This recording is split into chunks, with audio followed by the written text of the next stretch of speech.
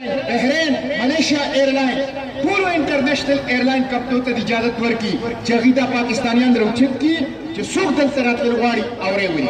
او دویم دا چې زمونږ مړي هلته پراته دي، د پښتنو مړي پراته دي، پاکستانیانو مړي پراته دي.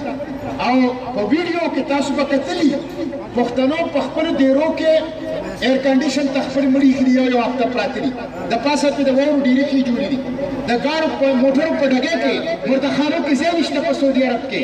هغه مړي د پښتنو مړي د هغې بې حرمتي د هغې تضلیل د دې حکومت د لاسه وشو.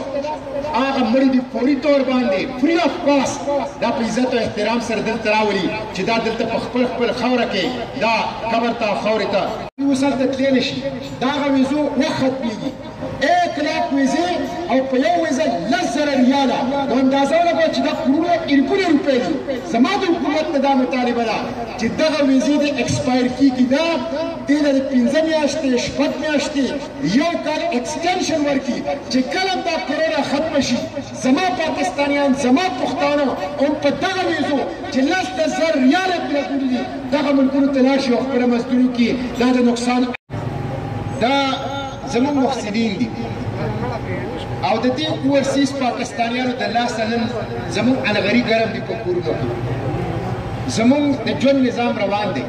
دا هیروز دي د پاکستان. او تاسو به حیران شئ چې پاکستان کې کاروبار بند دی، روزګار بند دی، معیشت په خطر روان دی.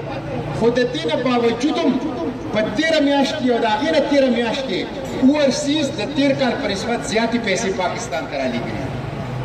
24 ارب ډالر ریمیټنسز 40 ارب ډالره دا سالانه دا پاکستان ته دا اوورسیز پاکستانیان دا رالیږي.